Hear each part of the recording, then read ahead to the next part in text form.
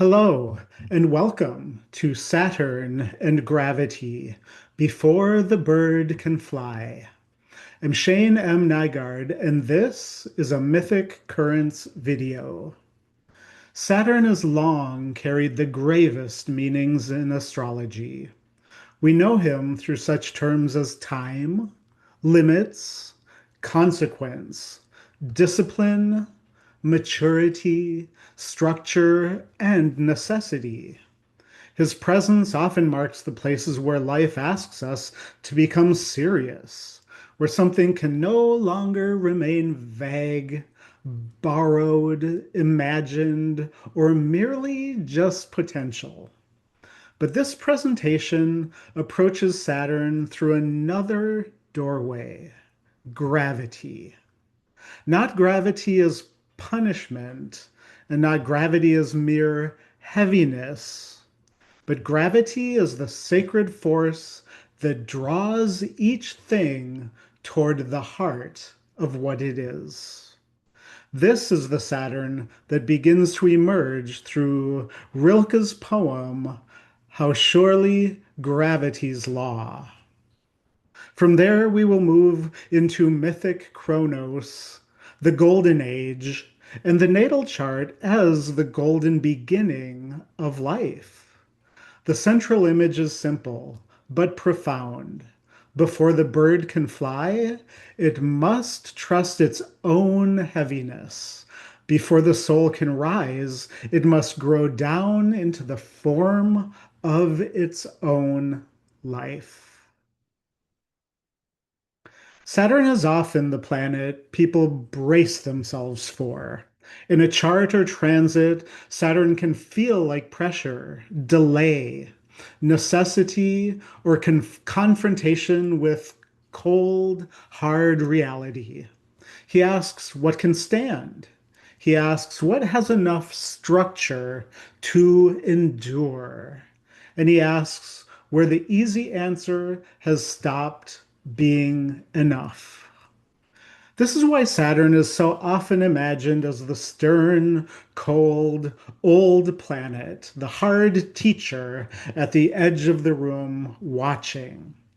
There is an emotional truth to that image because Saturn does expose weakness and it tests the structures we have built. It reveals where something has remained too thin or too fantasy driven or too unformed to carry the weight of life. And yet, there is dignity here. Wherever Saturn appears, something is being drawn toward form. The vague must become definite. The inspired must become practiced.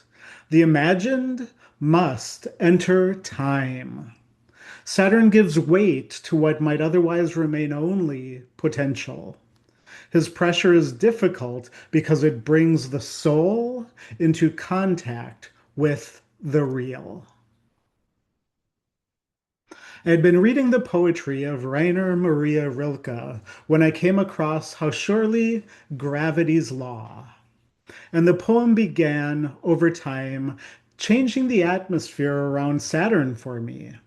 I had understood Saturn through the familiar language of limits, discipline, delay, consequence, and time. Rilke gave me another way in, gravity.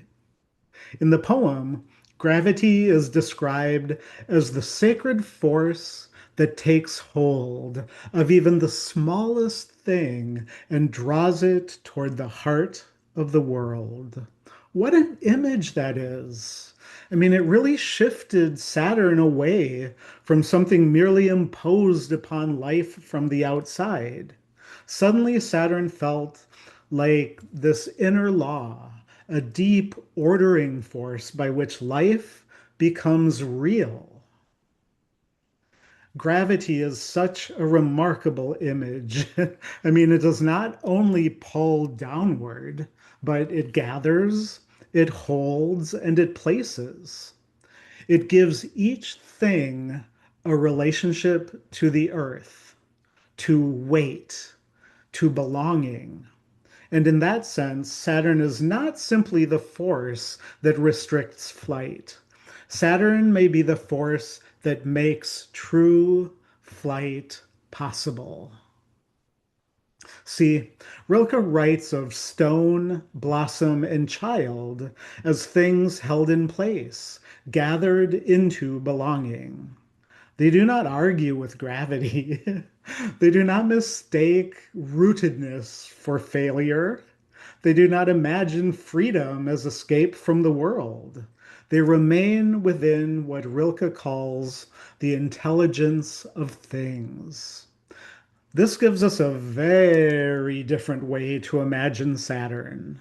I mean, Saturn is so often described as that taskmaster, the stern authority who gives the lesson, tests our performance, and returns us to the same difficult material if we fail to master it.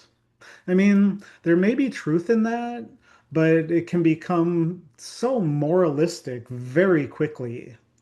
Life starts to sound like a classroom of punishments and retakes, and every hardship is made to expose some deficiency in the soul. I don't think that's really what it's all about. The stone, the blossom, and the child do not live inside that fantasy of Saturn. They're not being graded by gravity. The stone does not need to prove its worth by becoming lighter. The blossom is not punished for needing soil, and the child is not failing because it must be held. They reveal Saturn as placement, belonging, density, and form. To me, this is a Saturn whose weight draws each thing more deeply into what it is. Then Rilke gives us an image that opens Saturn in an entirely different way. Even a bird must fall, patiently trusting its heaviness before it can fly. Wow, that line completely changes the emotional meaning of gravity. Who knew gravity had emotion? The bird's heaviness is part of its design. The fall belongs to the flight. The bird's descent is woven into the very mechanics of its rising. The bird does not become free by denying gravity. It flies through intimacy with gravity. It yields, drops, adjusts, opens its wings, and finds lift within the very law that pulls it downward. This is a profound image for Saturn, isn't it? Because it suggests that limitation and freedom are not always enemies. Sometimes the law that seems to pull us down is also the law through which we learn how to rise. This is Saturn as sacred gravity, the necessity of weight before ascent, root before wing, form before freedom. It is also a very different Saturn from the purely punitive taskmaster. This Saturn does not humiliate life. He teaches life how to become real enough for its own movement. So from Rilke's gravity, we move into mythic Kronos, aka Saturn. See, in Greek myth, Kronos comes to power through an act of severance. Ouranos, the sky, covers Gaia, the earth, and their children are hidden away in the depths of the mother. Gaia is overwhelmed by this move from Ouranos. She fashions a scythe and calls upon her children to act. Kronos, the youngest of the Titans, the children of Ouranos and Gaia, takes up the instrument and castrates his father. With the cut, Heaven and earth separate. Space appears. The children can emerge. Kronos becomes ruler. I mean, this is a startling beginning for the god we later associate with time, limit, structure, and consequence. Kronos begins by making room. He creates distance. He opens the world by separating what had been fused together. And this is one of Saturn's oldest mysteries. The limit is painful, but the limit also creates space. The castration divides, but the cut also allows something to emerge. Saturn's law is not simply about denial. It is also about the birth of form, the creation of room, the beginning of sequence, generation, and time. Interestingly enough, the age over which Kronos ruled was remembered as gold, the Golden Age.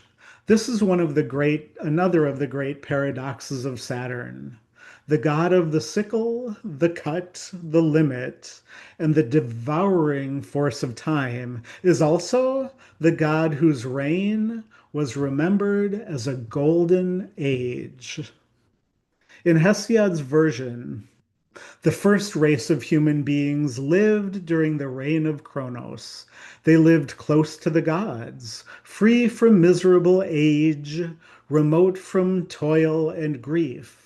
The earth gave freely. Life had not yet hardened into struggle. The Golden Age was a primordial harmony, an original ease before the later ages of decline. And this complicates Saturn rather beautifully. Saturn is not only hardship, Saturn also carries memory. He carries the radiance of an original order, an ancient beginning, a golden condition that belongs to the past. The question then becomes, where does astrology locate that golden beginning in the life? The answer may be the natal chart. The natal chart, too, belongs to a golden beginning. It is cast for the first breath, the original moment when the soul entered the conditions of this life. The planets, signs, houses, aspects, angles, elements, tensions, gifts, wounds, and possibilities are gathered into one symbolic field. It is the golden beginning of the life. And like the golden age of myth, the natal chart, belongs to the past. This is the strange Saturnian beauty of it. The natal chart remains available. We can return to it. We get readings of it. We study it, contemplate it, and calculate it again and again. Yet the moment it records has passed forever into time. The sky has moved on. The planets continue their wandering. The first breath cannot be repeated. The form remains. Saturn governs that mystery. He rules the law by which a moment becomes structure and structure becomes fate. The chart is far more than a picture of who we were when we were born. It is the original pattern life keeps drawing us into more fully. The chart is our gravity. Saturn's gravity draws us down toward the heart of our chart. This is one of the central ideas here. The natal chart may be visible from the beginning, but it is not yet fully incarnate. We do not understand its images all at once. We grow into them through what? Through time. Through Saturn, symbol becomes experience. A placement that first appears as image becomes temperament. An aspect becomes conflict, then skill, then perhaps style. A wound becomes a path of authority in some cases. A gift becomes responsibility. Attention becomes the very shape through which the soul learns to stand. This is why the chart can continue to reveal itself across an entire lifetime. We have to live long enough for its images to gather weight. We have to suffer some of its contradictions, practice some of its gifts, lose some of its fantasies, and discover which parts of the pattern can carry reality. Saturn does not pull us away from the chart. Saturn draws us more deeply into it. The heart of the chart. The chart is visible from the beginning, but it becomes known to us through time. This is the Saturnian process. Saturn presses the symbolic pattern of the birth chart into lived experience. The chart begins as a golden arrangement, the golden age, but life gives it weight, consequence, memory, history, and authority. Saturn's limits reveal the contour of the life. His delays thicken the meaning of desire.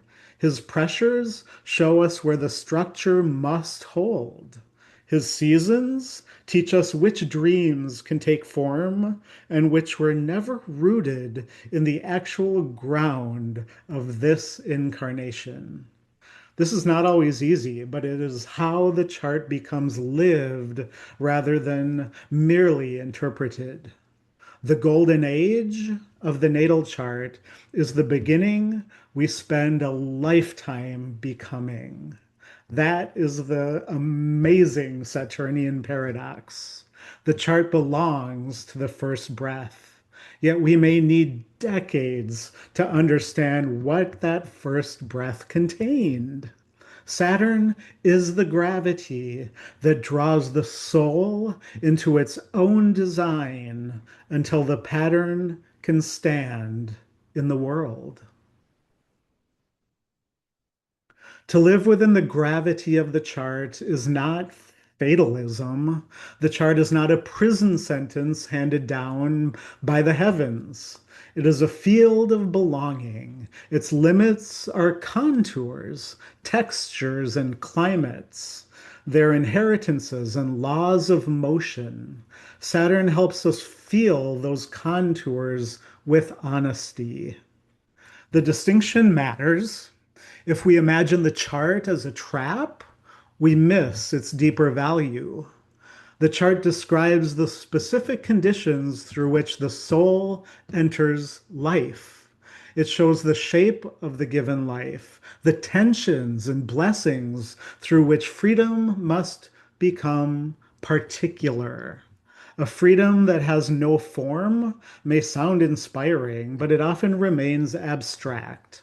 Saturn asks freedom to become real. Within the limits of the chart, something more profound than limitless possibility begins to appear. The authority of an actual life. The soul does not rise by abandoning its form, it rises rooted. It learns the law of its own gravity. It discovers that the way upward begins by consenting to the given life. So now we return to Rilke's bird. The bird does not fly by living beyond its nature. It flies by trusting the laws of its nature completely. It has bones, feathers, weight, instinct, proportion, and a body made for air. Even its fall belongs to its design. Human beings often attempt a different kind of freedom.